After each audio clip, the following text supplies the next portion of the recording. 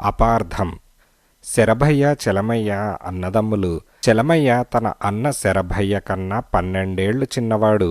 తల్లిదండ్రులు గతించడంతో శరభయ్య అతని భార్య సుందరమ్మ చలమయ్యను ప్రేమగా పెంచి పెద్ద చేశారు. శరభయ్య తనకున్న కాస్త భూమిలో కష్టపడి వ్యవసాయం చేసి కుటుంబాన్ని లాక్కొచ్చేవాడు. సుందరమ్మ కూడా చాకచక్యంగా సంసారం నడిపించేది. వీరికి కమలి, నారాయణ అని 2 పిల్లలు. యుక్త వయస్కుడైన చలమయ్యకు పిల్లనిస్తామంటూ ఇరుగు పొరుగు గ్రామాల నుంచి చాలామంది రాసాగారు. అన్ని సంబంధాల కన్నా తమ ఊరికి సుదూరంలో ఉన్న అనంతయ్య గారి సంబంధం శరభయ్య దంపతులకు బాగా నచ్చింది. అనంతయ్య బాగా కలిగినవాడు. అతనికి కాదంబరి ఒక్కతే కూతురు. పిల్ల కాస్త కూస్తో చదువుకున్నది, రూపసి. వాళ్ళు అనంతయ్యకు తమ అంగీకారం తెలియజేయగానే అతను శరభయ్య ఉంటున్న గ్రామానికి వచ్చి వాళ్లతో, అయ్యా, ఇలా చెబుతున్నందుకు ఏమీ అనుకోకండి. ఒక్కతే కూతురని కాదంబరిని అల్లారు ముద్దుగా పెంచాను. దీర్ఘ వ్యాధితో మంచం పట్టి ఉన్న తన తల్లి తనన్ను చూడకపోతే ఒక్కరోజు కూడా బతకదు. పైగా మీరు నా వ్యాపారాన్ని గురించి వినే ఉంటారు. మగపిల్లలు లేకపోవడం వల్ల నా బరువు బాధ్యతలు పంచుకునే వాళ్ళు లేరు. కాబట్టి మీరు చలమయ్యను మా ఇళ్ళపు టల్లుడుగా పంపితే నేను మీకు సదా రుణపడి ఉంటాను. అతనికి వ్యాపార బాధ్యతలు అప్పజెప్పి ఆస్తిపాస్తులు అతని పరం చేసి నిశ్చింతగా కళ్ళు మూస్తాను అని అన్నాడు. అతని మాటలకు శరభయ్య దంపతులకు విచారం కలిగింది. వాళ్ళు ఇంతవరకు ఎప్పుడూ చలమయ్యను విడిచి ఉండలేదు. కానీ చలమయ్య మంచి చెడ్డలు, అనంతయ్య పరిస్థితులు ఆలోచించిన మీదట చలమయ్యను ఇల్లరికానికి పంపేందుకు తమ ఆమోదం తెలియజేశారు. ఇందుకు చలమయ్యను కూడా ఒప్పించారు. అన్న వదినలను, లలిత, నారాయణులను వదిలి వెళ్ళవలసి వచ్చినందుకు చలమయ్య ఎంతగానో విచారించిన అన్నగారి ఆదేశం మేరకు కాదంబరిని వివాహం చేసుకొని అత్తవారింటికి వెళ్ళాడు. అత్తవారింట్లో అందరూ అతని అడుగులకు మడుగులొత్తేవాళ్లే. అనంతయ్య అతన్ని కన్న కొడుకులాగే చూసుకుంటూ వ్యాపారంలో మెలకువలన్నీ నేర్పాడు. త్వరలోనే చలమయ్య వ్యాపార దక్షత సాధించి మొత్తం బాధ్యత తన నెత్తిన వేసుకున్నాడు. కానీ ఒక్కతే కూతురవడం వల్లను, తల్లిదండ్రులు చేసిన గారాబుతనం వల్లను కాదంబరికి బాగా మొండి వైఖరి అలవడింది. ఆమెకు శరభయ్య కుటుంబం అంటే గిట్టేది కాదు. వాళ్లతో బంధుత్వం పట్ల విముఖత చూపేది. అత్తగారింటికి ఒక్కరోజు వెళ్ళడానికి కూడా ఆమె నిరాకరించేది. అయినా చలమయ్య సహించి ఓర్పుగా సంసారం నెట్టుకొస్తున్నాడు. కానీ అతనికి తన అన్నగారి గ్రామానికి వెళ్ళడానికి వీలుండేది కాదు. ఒక పక్క వ్యాపారం, మరొక పక్క భార్య సహకరించకపోవడం ఇందుకు కారణాలు. వ్యాధిగ్రస్తురాలైన కాదంబరి తల్లి కొన్నాళ్లకే మరణించింది. అనంతయ్య ఆరోగ్యం కూడా అంత బావుండటం లేదు. దాంతో చలమయ్య పూర్తిగా వ్యాపార నిర్వహణలో మునిగిపోయాడు. ఇక్కడ శరభయ్య పరిస్థితి చాలా అధ్వాన్నంగా తయారైంది. ఆ ప్రాంతాలన్నీ అతివృష్టి, అనావృష్టికి లోనై కరువు కోరల్లో చిక్కుకుపోయాయి. శరభయ్య కొడుకు నారాయణ చేతికంది రాలేదు. కూతురు కమల పెళ్లికెదిగి గుండెల మీద కుంపటిలాగా తయారైంది. ఇటువంటి గడ్డు స్థితిలో తన తమ్ముడు తనను పట్టించుకోకపోవడం, తమన్ను మర్చిపోయినట్లు ప్రవర్తించడం శరభయ్యలో తీవ్ర వేదన రేపింది. కన్నబిడ్డల కన్నా ప్రేమగా చూసుకున్న తమ్ముడు తమన్ను విస్మరించడం అతను భరించలేకపోయాడు. చలమయ్య దగ్గరకు వెళ్ళి సహాయం అడిగి రమ్మన్న భార్యతో అతను చస్తే వెళ్ళను అంటూ భీష్మించుకునేవాడు.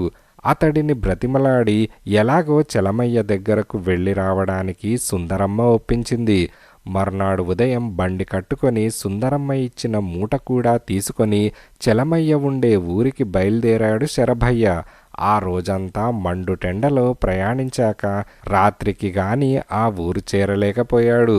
తను చేరిన సమయానికి చలమయ్య ఇంట్లో లేడని, పొరుగురు వెళ్ళాడని తెలిసి శరభయ్య హతాశుడయ్యాడు. కాదంబరి బావగారిని సరిగ్గా పలకరించనైనా లేదు. మంచంలో ఉన్న అనంతయ్య శరభయ్యతో ఆప్యాయంగా మాట్లాడడం తప్ప మరేమీ చేయలేకపోయాడు. శరభయ్యకు నడవాలో భోజనం వడ్డించారు పనివాళ్లు. అతనికి పనివాళ్లు తినే కూరలు మజ్జిగ నీళ్లు మాత్రమే లభించాయి గాని ఇంటివారు తినే కూరలు గడ్డ పెరుగు వేయలేదు. రాత్రి పడుకోవడానికి పరుపు దుప్పటి లేని నులక మంచమిచ్చారు. తన దుస్థితికి శరభయ్య విచారించాడు. తమ్ముడు మనవాడైతే మర్యాదలు బాగా జరుగును. మేమంటే వాడికే ప్రేమ లేదు, ఇక మిగతా వాళ్ళకెలా గౌరవ అభిమానాలు వస్తాయి? వాడు ఈ డబ్బుండే వాతావరణంలో పడి పూర్తిగా మారిపోయాడు. తల్లిలా చూసిన వదినను కూడా పూర్తిగా మరచిన కృతజ్ఞుడు అని మనసులోనే చలమయ్యను నిందించాడు. మర్నాడు కాదంబరి అతన్ని సమీపించి, మీ తమ్ముడు రావడానికి ఇంకా 10 రోజులు పడుతుంది. మీరేం పని మీద వచ్చారో నాకు చెప్తే నేను మీ తమ్ముడికి తెలియజేస్తాను అని అన్నది. ఆమె మాటలను బట్టి తనింక వెళ్ళిపోవాలన్న విషయం శరభయ్యకు అర్థమైంది. చలమయ్యకు చెప్పాల్సింది ఏమీ లేదని కాదంబరితో చెబుతూ అతను తిరుగు ప్రయాణానికి సిద్ధమయ్యాడు.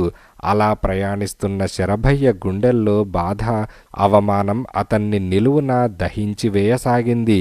మండుటెండలో మధ్యాహ్నం వరకు ప్రయాణించిన శరభయ్య ఒక చెట్టు నీడలో కాసేపు విశ్రమించాడు.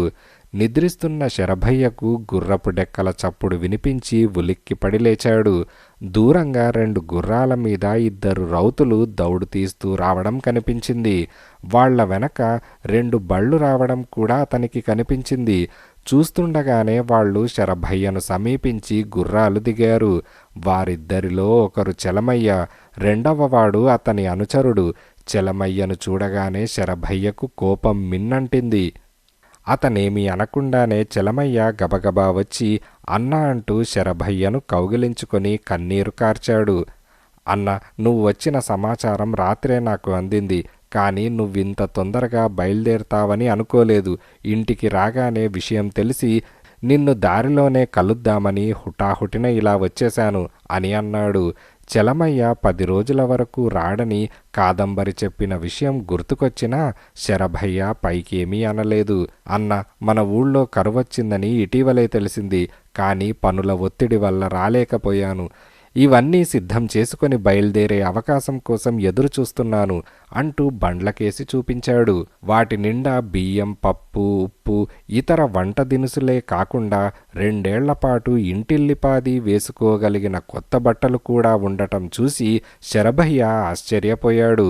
శరభయ్య చేతిలో చలమయ్య ఒక తోలు సంచి పెడుతూ, అన్న, ఇందులో కొంత పైకమున్నది. దానిని మీ అవసరానికి వాడుకోండి. మీకు ప్రతి నెలా ఇలా సరుకులు పంపుతాను. కమలకు ఇక్కడే మంచి సంబంధం చూశాను. ముహూర్తం చూసి పెళ్లి చేద్దాం. నారాయణను వ్యాపారంలో పెట్టడానికి తగిన ఏర్పాట్లు చేశాను. మీరు దేన్ని గురించి విచారపడవద్దు అని చలమయ్య అన్నాడు. అంత మంచి తమ్ముణ్ణి తాను తొందరపడి అపార్థం చేసుకున్నందుకు శరభయ్య పశ్చాత్తాపపడ్డాడు. అతను చలమయ్యను కౌగిలించుకొని భోరుమన్నాడు. తర్వాత తన బండితో పాటు మరి 2 బళ్ళు తోడు రాగా శరభయ్య నిశ్చింతగా తన ఊరివైపు సాగిపోయాడు.